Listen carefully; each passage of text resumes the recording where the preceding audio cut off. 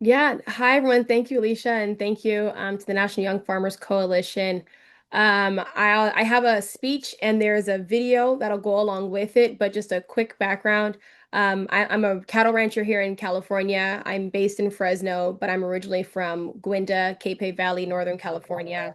Um, so right now I'm ranching and doing ag education here in the Central Valley. And so today I'm going to just do a speech around more about becoming what the new age agrarian looks like for me, and how I impact and inspire the future generation, the next generations to join me in the ag space. So is once you let me know when the slideshow is going, there's a slideshow of pictures to go along with it, so you guys can kind of see my progression in life from childhood to now adulthood in the ag space. So. And I think there will be time for questions afterwards as well. So if anybody has a question during, please put it in the chat so you don't forget, so then I can come back to it at the end of the speech. But I hope you all enjoy my speech. Yeah, thank you, thank you again for having me.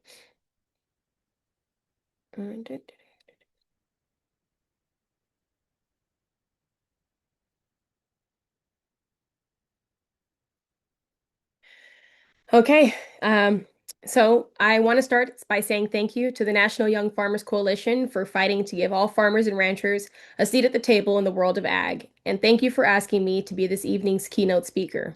I am truly honored. Plant a seed and it shall grow.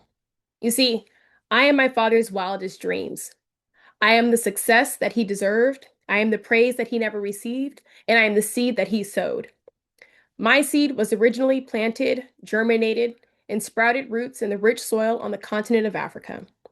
The rains of Africa fed my seed, and its roots dug down deep to create families, villages, and great nations. My roots prayed, hunted, and farmed. They became herdsmen, engineers, and doctors. Those roots stretched all the way down to South Africa and all the way up north to Tunisia. They stretched as far east as Somalia and as far west as Senegal. But it was there in Senegal that my roots were transplanted. My roots, along with the roots of my brothers and sisters, were whipped, chained, and forcefully packed into the belly of the ship, traveling through treacherous seas for many days and many nights along the transatlantic slave trade routes. My roots were not watered, they were not fed, and they were not cared for. But somehow they made it. They made it to the shores of Brazil, Panama, Haiti, Mexico, and the United States of America. Again, on the eastern coast of the United States of America, my roots were transplanted. Over time, my roots were forced to grow cotton, barley, wheat, and tobacco. My roots were not loved, they were not appreciated, and they were not paid for their hard work. My roots were the founding mothers of this great nation. Over time, my roots traveled down south to Louisiana, Texas, and Arkansas. My roots became the families that I know today, Rice and Bellard. My paternal grandfather, Cleveland Sr., packed up his Bellard roots and drove out to Richmond, California, where he met my orphaned Panamanian grandmother, Eunice. Those roots became one and had 9 kids, one of which was my father, Cleveland Jr. On the other side, my maternal grandmother, Mildred, left her rice roots back in Arkansas to head to better opportunities in Oakland, California. Here, she met my grandfather, Zemo Guyton Sr., whose roots had traveled from Arkansas as well. Those roots became one and had 6 kids, one of which was my mother, Zandra. In the early 90s, Cleveland and Zandra planted their own seeds and outsprouted Cleveland III, myself, Rizpah, and Maverick. Our seeds were planted in the Capay Valley soil, a valley fertile for our roots to explore, be independent, and be free. You see, my grandparents were raised in the Jim Crow era, my parents in the Civil Rights and Black Panther era, and they wanted their kids to be raised in a newfound era of freedom for Blacks in America, freedom of mind, freedom of oppression, and the freedom to be. My brothers and I, along with our many dogs, swam in Cache Creek, camped at Clear Lake, and hunted in the Blue Ridge Mountains. We studied math, Spanish, and of course, agriculture. We played soccer, football, and basketball.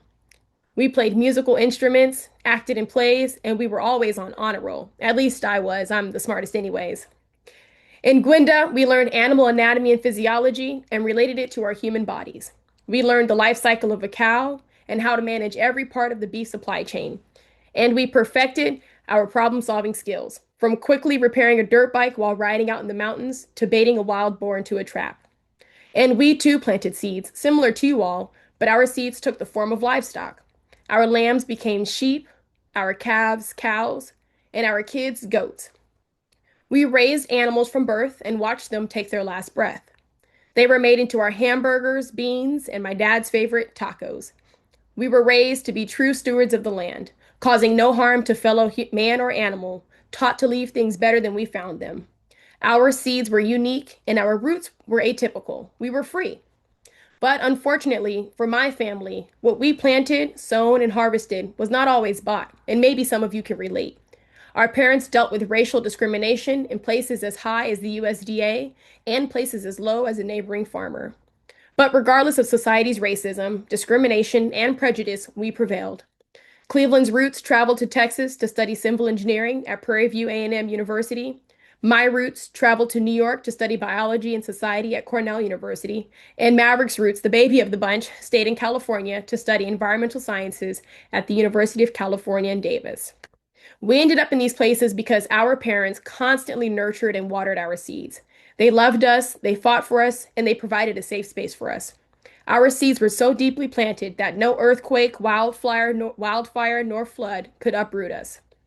At Cornell University, my seed was watered even more. I dove deep into understanding the influence of nature versus nurture on human behavior. I learned about the complex relationships between biological and sociocultural forces that affect the human mind and body. And I examined concepts of disease, suffering, health, and well being from my immediate experiences and beyond. I met people with roots from New York City, Ohio, Jamaica, Hawaii, Nigeria, Egypt, and China. We discovered the different ways our roots were watered for us to end up at one of the top research universities in the world. We exchanged ideas on how we were going to use our newfound knowledge to change the world as many Cornellians had done before us. Bill Nye the Science Guy, Toni Morrison, Robert F. Smith, and Ruth Bader Ginsburg, just to name a few. And for everyone that came across me on the slope, they knew me as the volunteer, the future philanthropist, the one to always help someone in need, and most importantly, the California cowgirl. In May 2015, I said goodbye to gorgeous Ithaca, New York, and transplanted to Oakland, California. Now, many would ask why I chose to move to the Bay Area and not back to my family's ranch, and my response was simple. I wanted cell phone service. You see, when I got my first cell phone in high school, I specifically remember having to stand in one place just to get a text message out. And I wouldn't see the message that I received until I drove into town for school the next day. Everybody knew that if they texted me, I wouldn't see it until the next day. And if they sent a message on a Friday evening, forget about it. In Oakland, I worked in the nonprofit sector. My first job was with AmeriCorps as a development intern. There, I learned how to secure funding. I wrote grants, organized fundraisers, networked with donors, and really learned how to get the money to do the work that was needed on the ground. 5 months after learning the basics of grant writing, I tapped into my entrepreneurial roots. I created a flyer and started selling my services as a grant writer.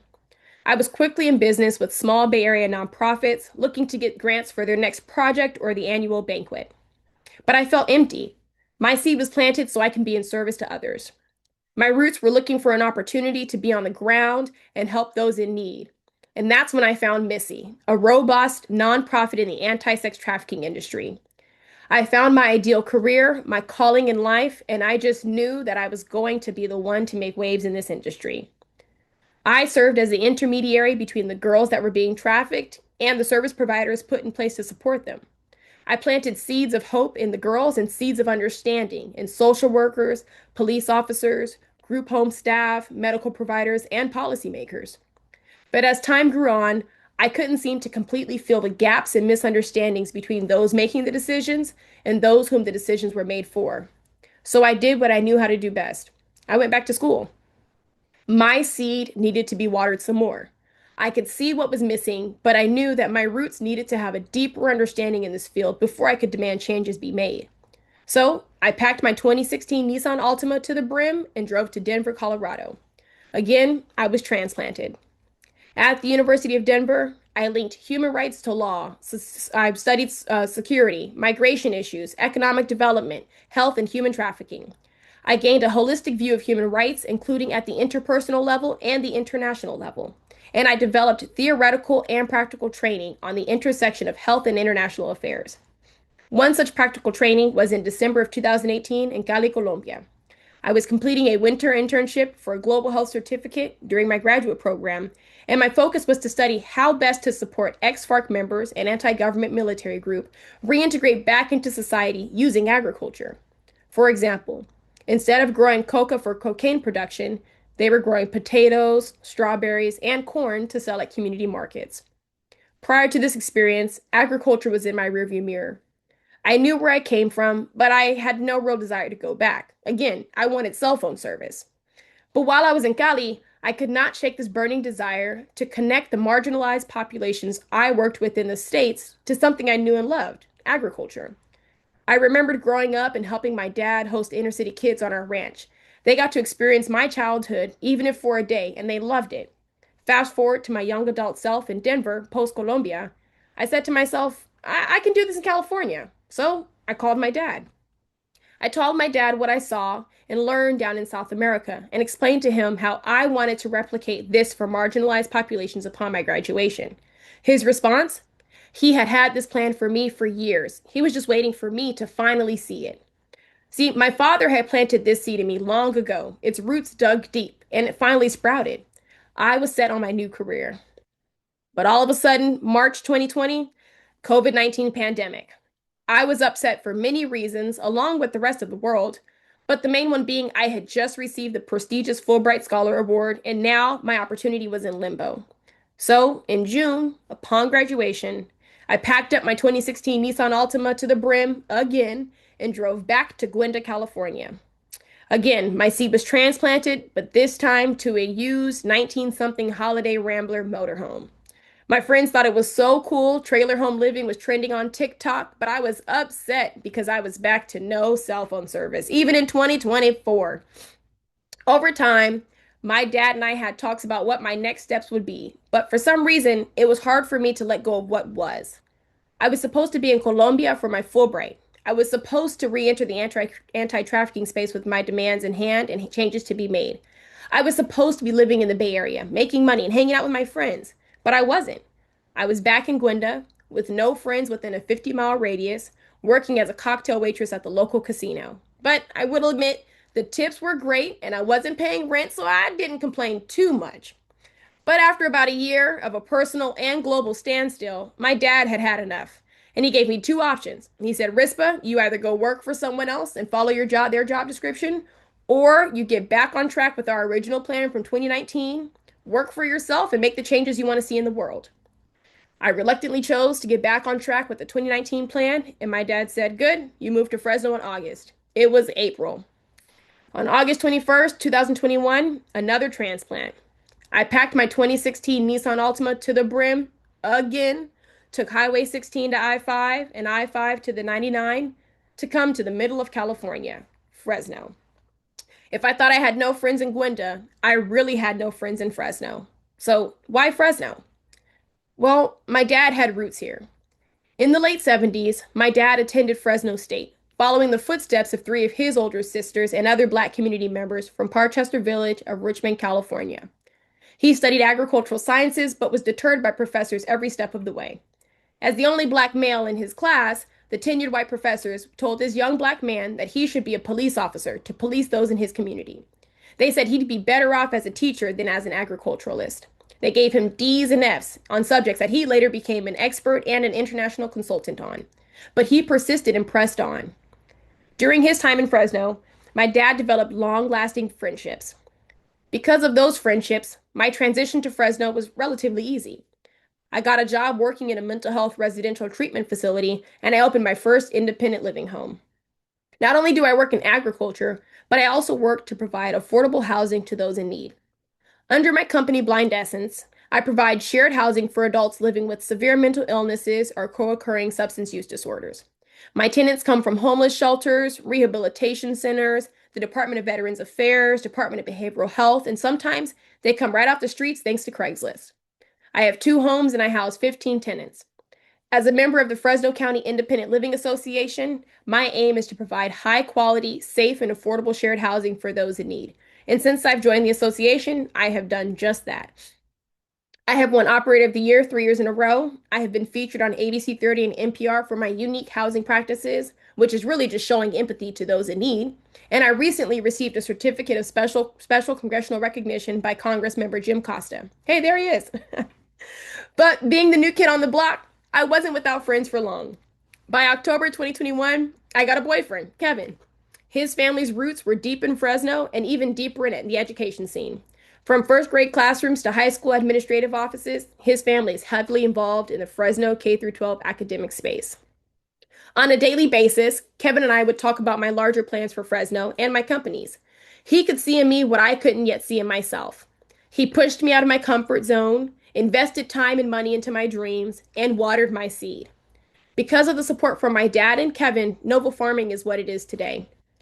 I took Kevin to Gwenda in early 2022, and my dad pulled out his agricultural curriculum from 1989.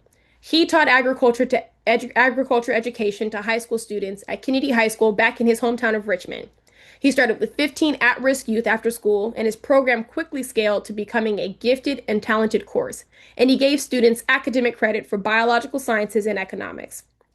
My dad mentioned creating my own agriculture curriculum to me back in 2021, but I wasn't ready. So in late 2022, Kevin planned a date with me at a local coffee shop. He was going to make me write my own agricultural curriculum. I was upset because this was not my idea of a date. But from that date, I crafted a 23-page curriculum right there. Hey, I'm on spot with the slides. So I drafted a 23-page curriculum for K through 12 youth that covered the 5 major livestock used in agricultural production: poultry, pork, goat, lamb, and beef. And around the same time, my best friend Amaya helped to create my Novo Farming logo, a smiling black girl growing from the soil. And in the blink of an eye, everything that followed happened so fast.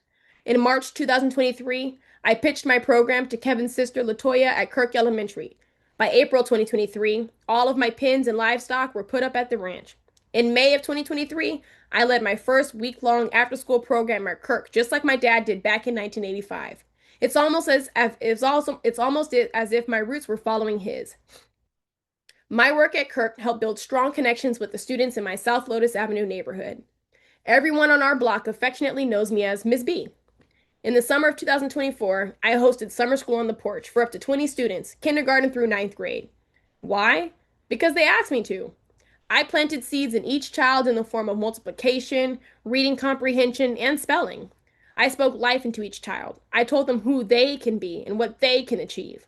I wiped their tears during hard times, and I cheered for them when they were successful. In one summer, I changed their lives, and they forever changed mine. By 2024, I secured a year-long vendor contract with Fresno Unified School District, where I taught agriculture education to K through 12 youth as a career and technical education vendor. I have planted seeds of agricultural knowledge in students across several different schools. My favorite students are pre-K and kinder, though, because they always tell me my animals are so cute. Alongside my agriculture classes, I sell high-quality, all-natural beef. At Nova Farming, my dad manages operations and logistics. I do everything else. I pulled my herd from Gwenda in May 2023 to run on leased land in Walker Basin outside of Bakersfield, California. Unfortunately, though, due to discrimination, we are landless ranchers, always looking for large swaths of land to lease at a reasonable price for a long period of time where we can manage a sizable herd. In January 2024, I got my first opportunity to pitch my beef directly to school districts thanks to farm-to-school funding by the California Department of Food and Agriculture. By June 2024, I secured my first year-long purchase order for all natural ground beef, and in August of 2024, I made my first drop-off of 680 pounds of ground beef. I sell ground beef to school districts in Kern County, and my supply chain consists of Black and Indigenous cattle ranchers, a small USDA-approved slaughterhouse, and a small USDA-approved processing facility. I have a contract for sourcing with a major processing facility out of Oakland, California. And in 2025, just this year alone, I secured a $1.5 million contract with the Central California Food Bank, supplying ground beef and carne asada to families in need in 9 counties across California's Central Valley. Now, people wonder how so much has happened in such little time. My answer, it's all in my roots. My parents planted seed and watered them. My grandkids planted their seeds and watered them. Our ancestors planted all of our seeds and watered them. Now, the point of this speech isn't just to talk about myself. It's to showcase the new age agrarian. I am not what American agriculture has been used to seeing. I am young, I am black, I am female, I am multifaceted, I am open to sharing my knowledge with others, but I am agriculture. I represent what the future of agriculture will look like. I want those who look like me to join me in the world of ag, to bring new ideas, new practices, new ways to feed society. Long gone are the days where the operation is only handed down to the son and the practices stay within the family. I want farmers and ranchers with Ivy League degrees, street credibility, and the in between to join me in the fight against food insecurity and to build up food sovereignty. Kimberly, Delilah, Allison, Pablo, Brittany, these are all students in my neighborhood that I am introducing to the world of agriculture. I tell them about the countries they can visit, the languages they can speak, and the careers they can achieve. I teach them topics ranging from anatomy and physiology to arithmetic, zoonotic diseases to dairy production. I tell my kids that they can be whatever they want to be and to dream as far as their eyes can see. Every day, I am growing the new age agrarian, a veterinarian, a butcher, an investor, an economist, a conservationist, a new steward of the land. The seeds I plant today will become our future tomorrow. Today, I ask you to find your seed and follow your roots. Your seeds were planted in the Great Plains and their roots flowed nomadically across Turtle Island. Your seeds were planted in the ranchos of Mexico and their roots crossed borders for better opportunities. Your seeds were planted in the hustle and bustle of West Africa and their roots have traveled across many continents to find success. Follow your roots, and as you do, water them, love them, and fertilize them because they too will grow into the future. Please join me as a new age agrarian. Thank you.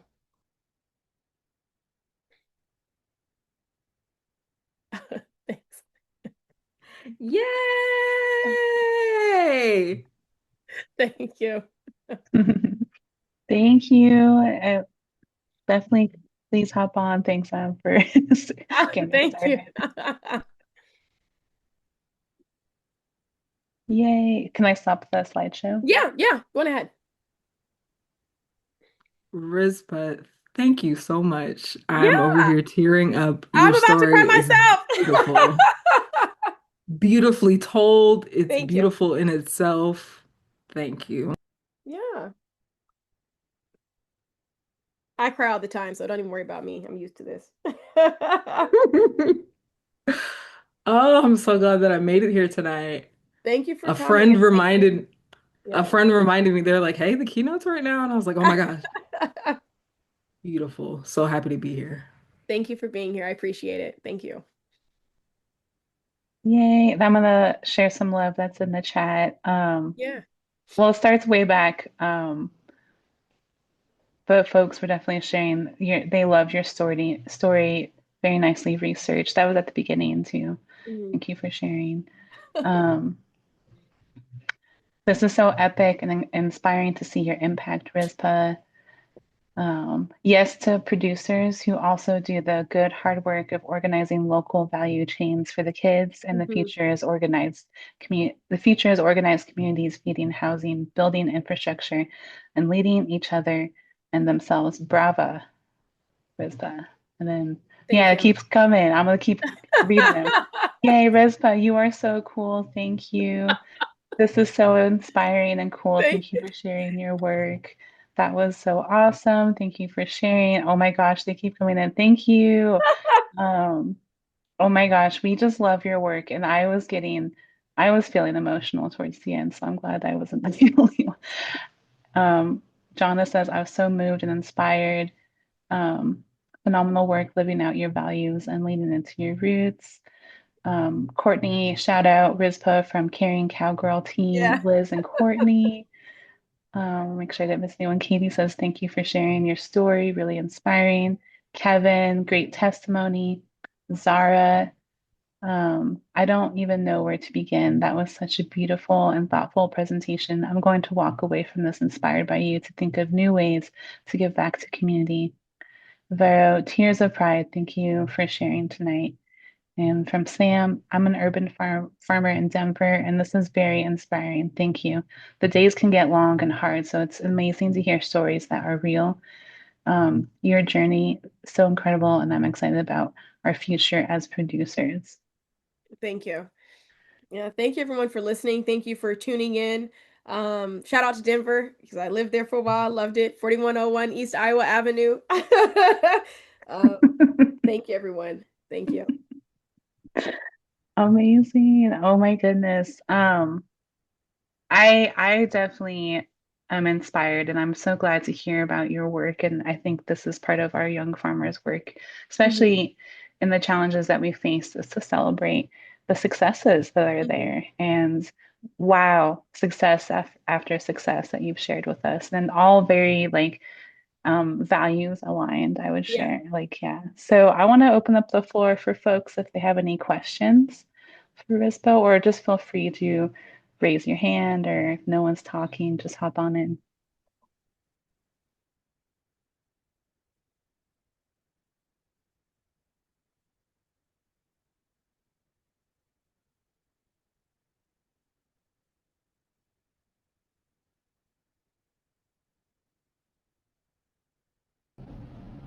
My name is Darcy. I'm here in Denver and I am a home gardener, a country girl, and very passionate about agriculture.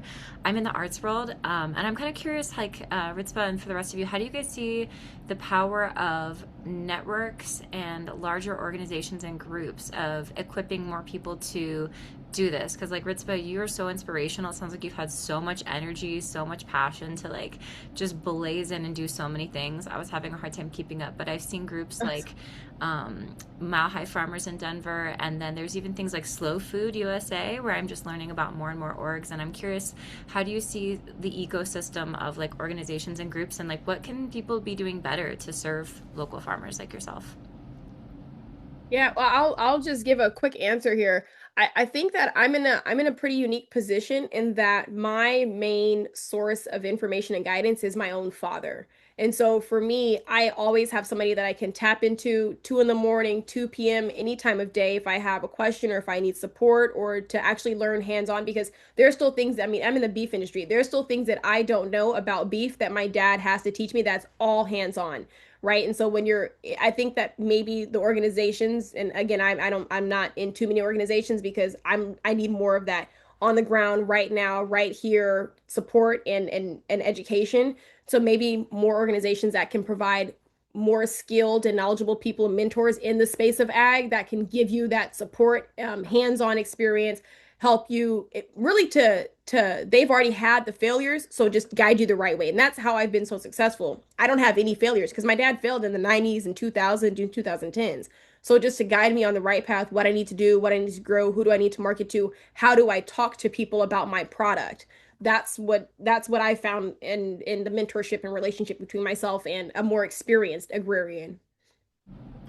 That's beautiful. Thank you for bringing up that point of mentorship and just thinking about how we can encourage established legacy farmers to share back their Mhm. wisdom before they go. Thank you. You're welcome.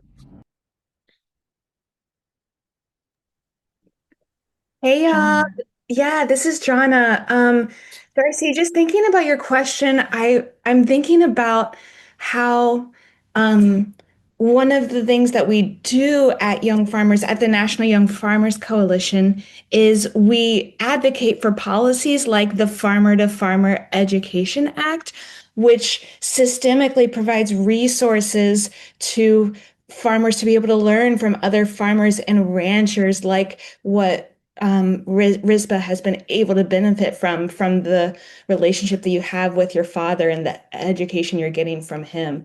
So, just want to name that as like there is something that you can put a little bit of energy towards, which is looking at our action network, and I'll put a link here in the chat and ask your members of Congress to support the Farmer to Farmer Education Act.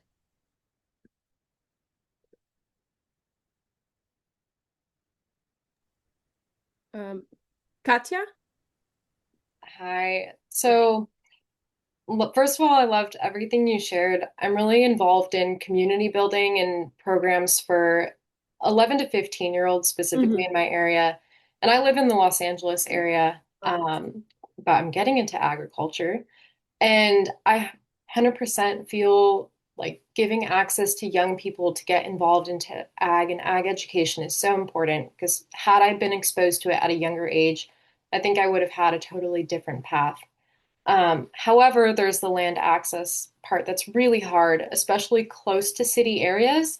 All Hmm. of that land is really like at development prices. And I feel like as I'm looking towards the future and wanting to get involved in this type of work, I feel like I'm seeing those sort of barriers of how do we even get kids in these environments involved into ag education or ag experiences or whatever it is when it feels like there's this existing barrier that's kind of to hard to break. And Hmm. are there supporters who are looking to change that? Where do we start? Because I'm all on board and I'd love to get involved in this kind of work. Yeah. And then I'll just speak on that around like how my dad and I have dealt with land access. And as I mentioned, it's hard. It was harder for my dad as a black man to approach white men to say, hey, I would like to either purchase the land or lease the land. That was hard. And then now it's just too expensive. I won't make my money back running cattle in the time frame that I need to be able to have to pay, either pay monthly or yearly for the most part on land. I won't make my money back by the time my calves get to weight. So it's just for the beef industry, I'm trying to, my dad and I are like, California may not be the space for running cattle because it's too expensive. So like Nevada or neighboring or bordering state, which has cheaper land, may be something that we can look into. But for new agrarians, that piece is hard. The land access piece is hard because there's always conversation around like, well, we need land. And then, I'm thinking like, well, who knows how to manage 150 acres if you've never been on 150 acres? Who knows how to actually produce and yield and irrigate, 2,000 acres if somebody says, okay, here's this opportunity. So it's kind of like a catch-22. People need the land, but they don't have experience working the land. And who's going to give them that land without that experience to say you can test run? You know what I'm saying? It's a lot of pieces that my dad and I constantly talk about land access and young farmers and beginning farmers and getting them into the ag space. And if anybody else wants to speak on land access and what they've done and what they've experienced, please definitely jump in the conversation.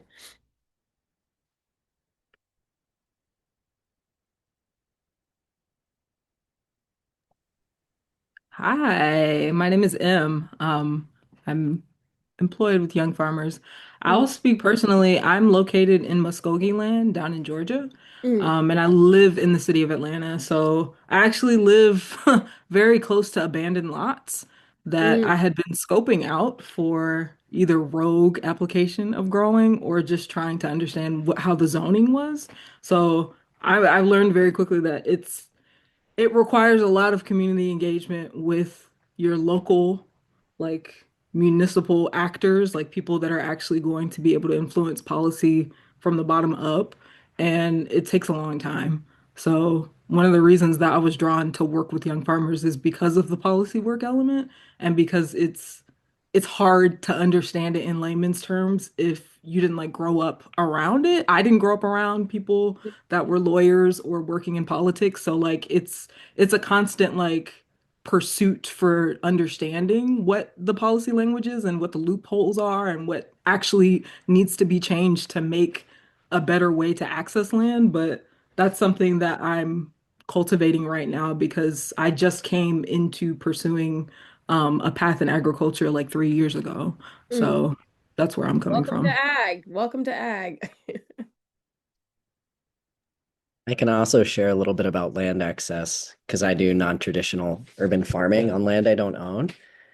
And the first small space I started producing, I literally just was next door to a yard where it was just kind of filled with like old broken down stuff, and I asked the neighbors, I said, hey, could I grow vegetables here?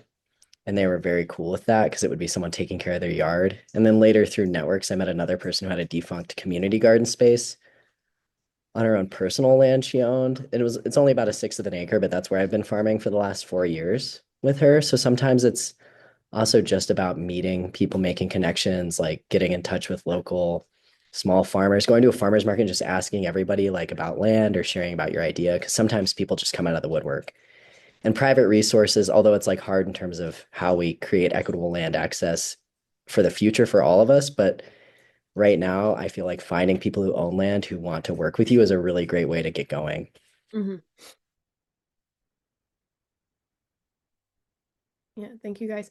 I see that Sam had a question around like how do I balance the education and the production side? I don't know, Sam, do you want to add on to it? You just want me to read your question? Oh, that was you. Ha! Oh, that was you, Sam.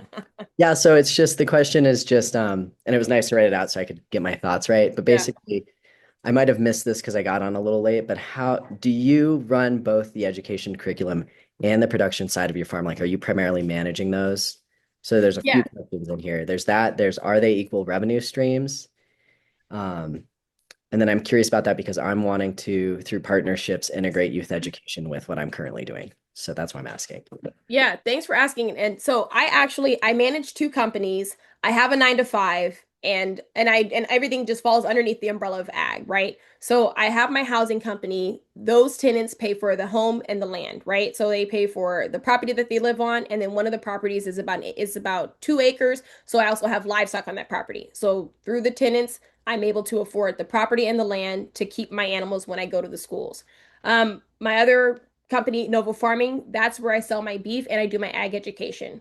So I'm verbally pitching beef to school districts, to institutions, to hospitals, to prisons, whoever will buy beef. Because once I get a buyer, then I can put animals into production. Without a buyer, I'm not slaughtering. So until I get a buyer, then I'm just talking, marketing, talking to people about what it looks like to purchase my beef. But once we get a buyer, everything's in motion. My dad's dropping cattle off at the slaughterhouse. I'm taking them to the processor, and the processor's freezing it, vacuum sealing, freezing, and then we move it to the buyer. And so that can happen on a Tuesday morning before 9 a.m. All that doesn't take long. The ag education, like I said, I have a 9 to 5, so I work to support small farmers in the Central Valley. But my ag education piece just kind of ties in. I for Thursdays or Fridays, I have scheduled it to where I'm able to go to a school as a vendor from 8 to 2, and I'm teaching ag to whatever the grades may be. So it might be TK to 6. So right now I have a calendar, or my schedule is TK. I have cafeteria style assemblies for 20 minutes for each grade level from like 8:30 to about 10:30. And then after the animals, I mean the students come out to spend time with the animals, it's 20 minutes for each grade level to spend time with the animals. But that's just the day. I've already created my slideshow, my presentation. I already have my talking points. I've been doing this for about 3,000 students now, so I kind of know how that runs. And so that income stream is set. I tell the school what my fee is to be a vendor under a CTE. They pay every time I go to a school site. That money comes. That covers my truck, my $2 million insurance policy that I have to cover just to get on site, my vet fees, food for my animals, and then whatever other bills go with Noble Farming, that'll also be covered in that. I hope that answer. I do a lot, so I hope that answered your No, question. that was actually extremely helpful. That really painted it out. Like I didn't realize you were going and offering these services as a vendor to the schools. I like thought you were bringing the kids on site. No, no. Yeah. And so a lot of people will do the on-site, but I think for me, it's worked best that I just go to the school because that's like my niche. That's like the unique piece of me is I bring the ag to the inner city kids. So I'm at the schools where the kids will never have the opportunity to go to the zoo or to go to a park or to actually see a sheep. I even did in April of this year, I did a shearing demonstration. I took my sheep who needed to be shorn.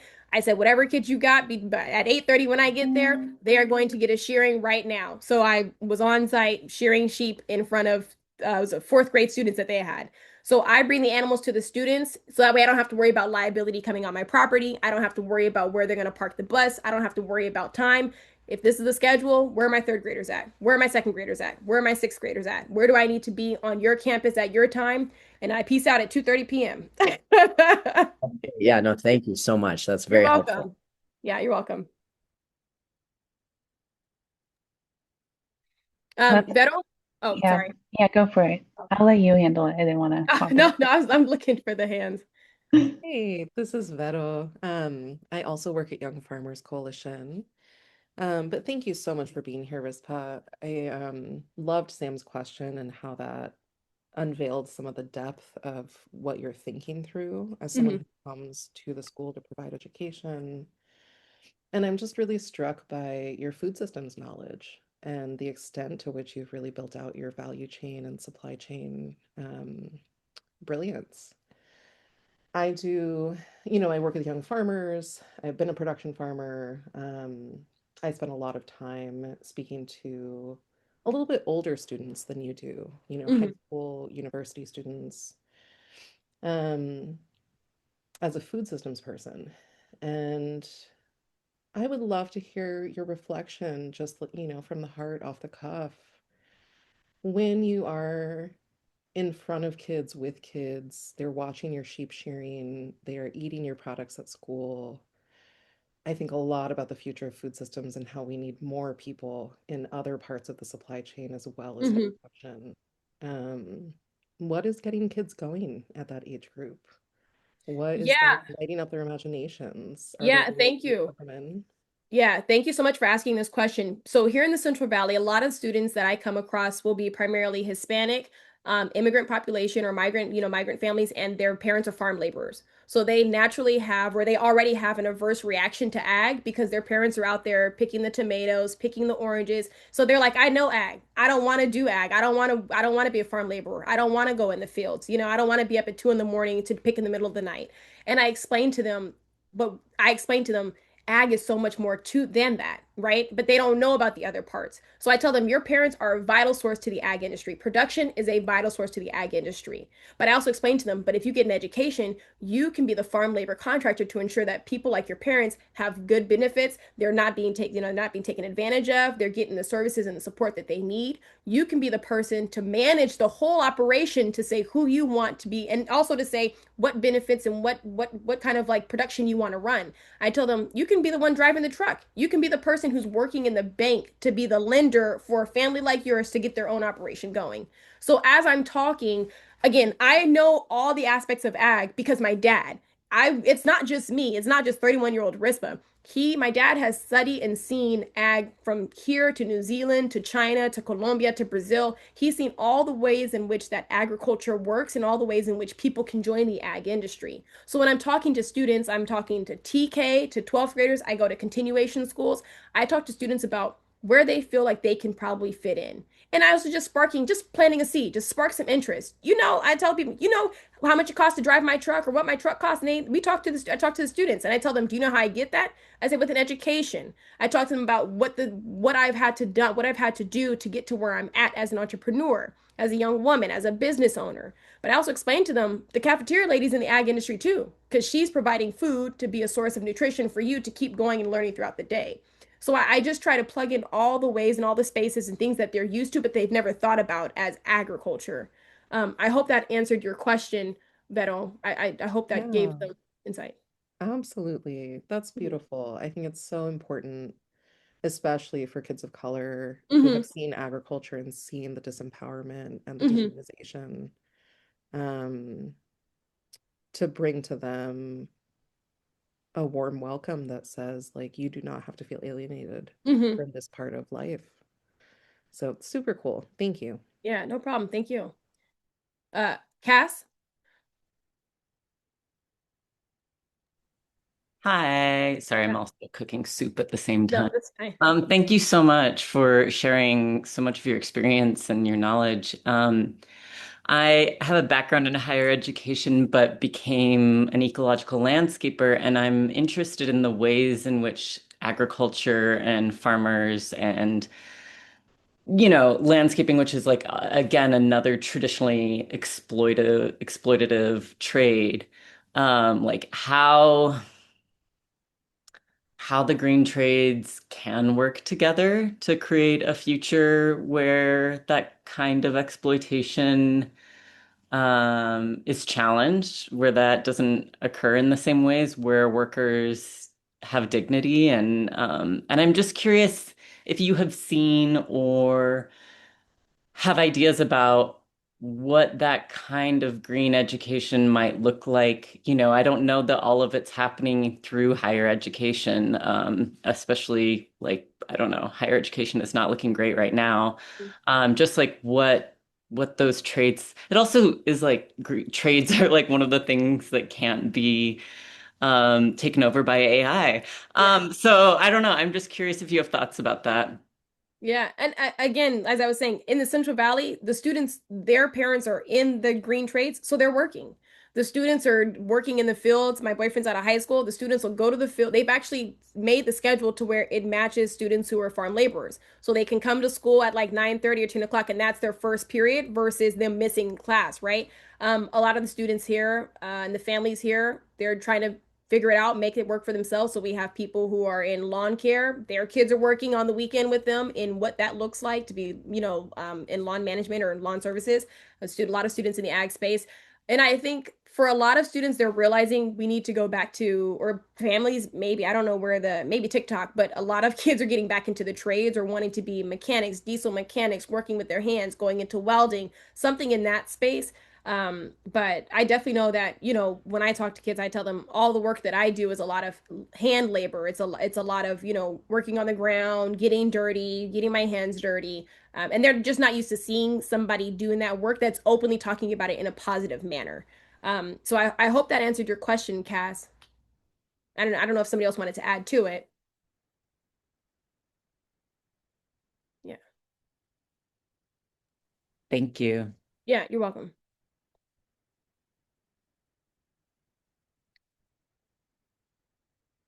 And I don't know if somebody else has a question. And then Cass, I did see that you made a comment. So the education is linked to the product. Yeah. So the animal that I bring for the day, if I'm bringing my chickens, we're learning about poultry and egg production. If I'm bringing my sheep, we're learning about lamb and wool production. And I tell students these are the animals that we eat, and all of them are used to eating like a BDA, or they're like at a party, they're having like a goat. So I talk to them about like the food that they're eating and where it's coming from.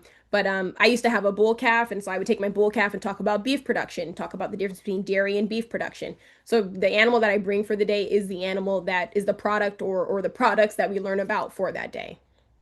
Hmm.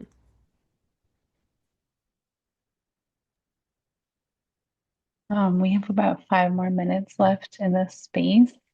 If there's any lingering questions, I do want to uplift. There's one in the chat from Oh, Katie from Kuvira. oh, sorry. Oh, yeah, you're fine. What's the best way to connect with socially disadvantaged farmers, ranchers to offer technical assistance, support for applying to USDA programs such as the NRCS Equips? Is there a common theme challenge among historically underserved farmers, ranchers that a nonprofit with more access to resources might be able to bridge? That's a great question. Yeah. Thank you, Katie. So what I have seen is that a lot of the ranchers that I'm in conversation with are too old to learn. And this is just because I'm in California. A lot of the ranchers that I know that are running cattle or running like a livestock operation, they're over 65. So for them, they're kind of like, operations as usual. I'm just going to keep running because they've also been burned by the USDA. But what I think that the best way to connect with the socially disadvantaged minority farmers and ranchers is through the younger generation, the newer folks, so they can learn the new ways now and operate in that way, or they can learn about all the supports that the USDA and FSA and all those and NRCS offers now, so they know where to tap into them. I've heard about some folks trying to do work down south, and the older black men will have a negative reaction to the young black woman coming to teach them about something new. And there's issues within social culture and within minority groups that are gender based or whatever, but I think that doing the training for young farmers and ranchers before they really get into like heavy into the operation space or heavy into the ag space, teaching them now is the best way to go. Because like I said, a lot of the older ranchers that I've come across are just, it's too little too late. And if they've been in the industry and for a while, they've been burned a lot by these organizations. And I hope that answered your question, Katie. And if you want to add more to it, definitely please do so.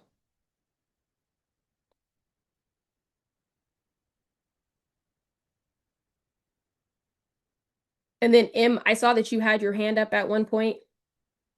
I don't know where you're at now. Oh, there you are. It was such a great question. Thank you, Katie. I was like, I don't want to step on that time. It's just simple. How do you keep going? Like, do you feel like you get enough rest or you have Mhm. enough like consistent like space to recharge in different ways? Or is there just like one thing that you go to all the time and you feel like, all right, I'm ready to keep going? Yeah. I think I just I mean, I hate to say like, but I'm just so happy. I'm just so happy at the opportunities that I've come across. I'm so happy at the success that I've had. I learned about like burnout when I was working in the anti-sex trafficking space. When I was working at Missy with girls who were being trafficked 12 years old, 14 years old. I was also working in foster care, seeing babies with broken limbs. I think that kind of I learned what my threshold was. I learned where what is too much for me to handle, what is too much for me to be a part of, and then when I need to recharge. But right now, I don't do anything that causes trauma, or I don't see much trauma. I don't do anything that's like crazy for me compared to the space that I have worked in. So I'm excited. I mean, granted, I have tenants with severe disabilities, so I do 5150 calls every now and then. Yesterday, I had to call the medics because I had an older tenant choking on a pill. But these are things that I can like, they're like little fires that I can put out because I'm like, I've seen some other stuff and I'm like, this is cool. It's like I work best in a tornado. I work best in chaos, and my brain is just going all the time. I'm thinking of a new idea. I'm thinking of a new solution. For me, I need to be busy because too much downtime, I'm like, so what do I feel useless. I feel like I should be doing something. And this really comes from my dad. He always says the most expensive thing that I have to give is my knowledge, right? And it costs me nothing. It takes nothing from me to share what I know with someone else because they can use it in a different way. Hopefully they can use it in a better way than what I'm using that portion of knowledge or that bit of information with. So my dad and I, we work in tandem. He feeds into me and I feed into other people. And it's really because his message wasn't listened to. Nobody wanted to listen to the black man. Nobody wanted to take advice from the back. But he if I'm so successful, it's because of him. It's not like my success is just coming from me in 2025. So it's crazy that all of his success is what people didn't listen to, and I'm immediately successful with it. It's not me, it's him. So I think that because there's two of us working together, I can't fail. I'm just so happy. I don't know. I'm just so happy because my dad is making sure that I don't take any missteps. He's making sure that the product we supply, education, housing, beef, whatever, it's top notch, it's top level, high quality. And yeah, I mean, I'm just having a good time. And all the kids on my block, I say I don't have any kids, but I got like 20 kids outside. I'm waiting for them to come to the door right now. I'm looking, waiting for them to knock on my door. But I just get so excited talking to students and talking to kids. And my neighbor down the street, I found out they didn't have a stove, an oven on Thanksgiving Day. I rallied up $950, bought them a new stove. Just doing stuff like that makes me feel good because I have so much and I'm so fulfilled and I'm so blessed. And I'm just like, why not give it away? Because it keeps coming back. I go to sleep, waking up, recharge, like, damn, I can't get rid of this energy. It's just there. It's just there. It's just in me. But a good massage. So if anybody wants to drop a link to a nice massage, drop some money for a massage. That's what really helps me. But other than that, I'm just so happy. I'm so happy. Yeah. I love it. Thank you so much. I Thank needed to hear you. those words. Thank you. Thank you. Just want to uplift in the chat. Vero mentioned, I love the way you acknowledge your dad and his experience in ag. Loving intergenerational mentorship changes so much. Um, and also, get this incredible human a massage. And I'm so happy. I want to help students so much. I'm running for school board for my area. So that's my next venture is to go for school board for Fresno Unified School District. So I'm so happy. I just want to help people and share my knowledge, share my information, learn a lot along the way, but share what I can, why not help other people out? So yeah. Oh my goodness. Well, we're so excited that you were able to share with us. Is there like, where do you recommend that we follow your work, or if folks want to donate, maybe a massage? Yeah. Um, And I don't even know what my Cash App thing is now. Let me see. But you can find me on Instagram. Let me drop my handle. I think it's at Cowgirl underscore Riz or at Nova Farming. And then I think my Cash App. I'll take $5. So if you got $5 to give, I will take it. Let me see. My Cash App is Rizpah D. And yeah, and then I'm gonna just do a drop. I'll drop my endorsement link if anybody wants to endorse me for school board. Any donation is a good donation. So I'm excited to run for school board. So yeah, that's you can follow me. Mainly social medias. I'll put an update in my stories on Instagram. But yeah, that's it. what's the timeline for the your School November, board. yeah, November 2026. So the election is next year, this time next Okay. year, November 2026. Yeah. So I have some time to fundraise and door knock and get my message out there and, you know, bounce ideas off of folks of what they want to see, what do they want to see to improve the student educational outcome in our area. Yeah. Amazing. Um, well, yeah, I feel like a lot of us would want to stay longer, just to chit chat or just sit in Yeah. this I'm flow. So yeah, we'll leave the room open for a little bit, but yeah, I appreciate everyone who's come today. Thank you all for Yeah, coming. thank you guys for coming and thank you guys for listening to me and my story. I really appreciate it. I really appreciate it. This has been the best day. Ah, thank you so much. I really appreciate it.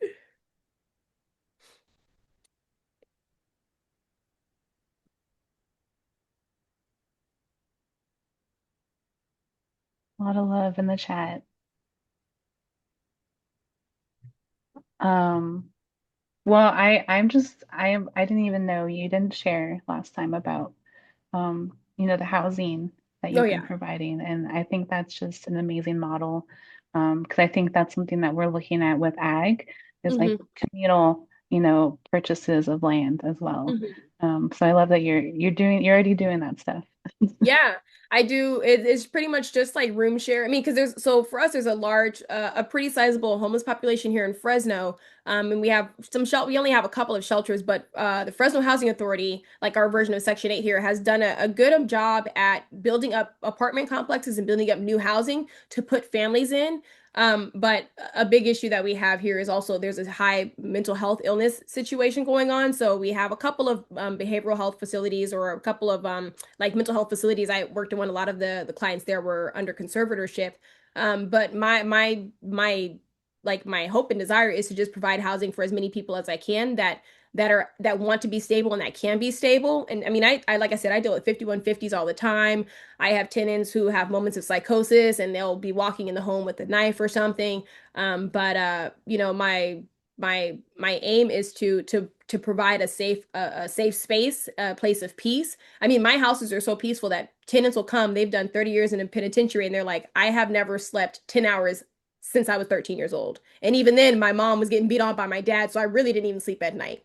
So they come to me and they're like, how do you have it so peaceful? And I'm like, I just lay down the law. These are the rules. If you want to live here, these are the rules. I just set a high standard of living. And my tenants, I have tenants with autism, tenants with like intellectual disabilities, and they clean, they cook, they conflict resolution, 15 tenants between two homes. You have an issue every now and then because sometimes somebody's not on medication, or I've had a tenant who, found out some bad news about a child of theirs, but I mean, just really just trying to, being empathetic. I listen, talk on the phone, I show up, I know about birthdays, I do. Just being a good person and spending time with them is really how I've gotten my tenants who people would consider like the worst of the worst or were living on the street maybe 3 months ago, but are now housed, regularly taking showers, washing their own clothes, being productive citizens in society. I really enjoy housing. Yeah. Yeah. Yeah, I love hearing about that. And I know for sure at Young Farmers we want to keep supporting your work and celebrating it. Because these are things like you said, it's like it comes from like empathy and Mhm. compassion, and I think that's definitely where we need to like start with our leadership and nowadays Yeah. Thank you. treating people with dignity. Yeah, Yes. that's it. 100. There we go. Yeah. All right. Any last questions from folks? I know we have some ranchers in here still.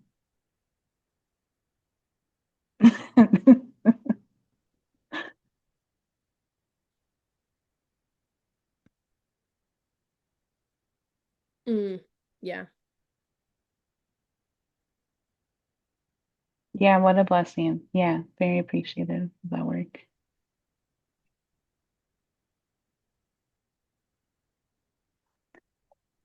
All right, folks, I think I'm going to close the room. Okay. But one last round of applause for Oh, Rizpah. thank you. Woo! Thank you, guys. Thank you for having me. I really appreciate it. And thank you for reaching out, Alicia. I really appreciate it. Thank you so much. Yeah, absolutely. I'm beyond thrilled. for this Th- connection and to Thank see your you. work. Yeah, thank you. Okay. Bye, everybody. Thank Have a you. good night. Bye. Bye. Good night, everybody. Night.